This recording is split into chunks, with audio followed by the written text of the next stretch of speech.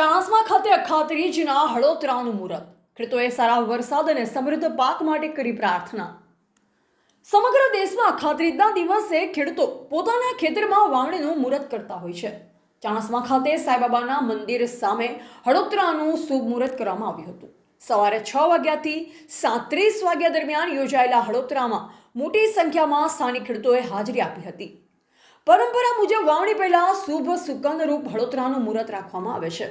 આ પ્રસંગે ચાણસ્માના ખેડૂતોએ વિધિવત પૂજા અર્ચના કરી અને આવનાર વર્ષમાં સારો વરસાદ વરસે, ખેતીમાં સમૃદ્ધ પાક થાય તેમજ ખેડૂતોના જીવનમાં સુખ સમૃદ્ધિ આવે તેવી પ્રાર્થના વ્યક્ત કરી હતી. મુહૂર્ત ઉગમણા દરવાજા બહાર રાખવામાં આવ્યું હતું, જ્યાં લોકોએ ભક્તિભાવપૂર્વક પૂજન કરી ધાર્મિક માહોલ સર્જ્યો હતો. ગામમાં કાર્યક્રમને લઈ આનંદ અને આશાવાદી વાતાવરણ જોવા મળ્યું હતું. ખેડૂતો માટે હળોતરાનું મુહૂર્ત ખૂબ જ મહત્વપૂર્ણ માનવામાં આવે છે, જે આવનારી ખેતી સિઝનની શરૂઆતનો સંકેત આપે છે. આજે અખાત્રીના શુભ દિવસે અને મહાદેવજીનો વાર એવો સોમવારના દિવસે અમારા ચાણસ્માના બ્રાહ્મણો દ્વારા આજે હળોતરાનું મુહૂર્ત કાઢેલું. એ દિવસ આજે અમે બધા ચાણસ્મામાં અત્યારે તો ટ્રેક્ટરો આવી ગયા છે અને ટ્રેક્ટરો લઈને ચાણસ્માના કેટલાય ખેડૂતો આજે અહીંયા હળોતરા કરવા આવ્યા છે.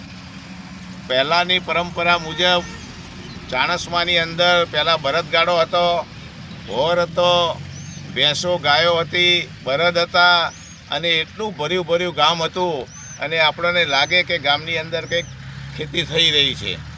ધીરે ધીરે બધા નોકરી અથવા ધંધા અર્થે બહાર જવા લાગ્યા, ખેતી ધીરે ધીરે ભાગવા લાગી, ટ્રેક્ટરો આવી ગયા અને એ રીતે પણ અમારી પરંપરા ચાલુ છે. અને આજે અમે બધા ખેડૂતો અહીંયા એનું હળોતરાનું મુહૂર્ત કરવા આવ્યા છીએ. અક્ષય તૃતીયાંશ કહેવાય છે આજનું શુભ મુહૂર્ત.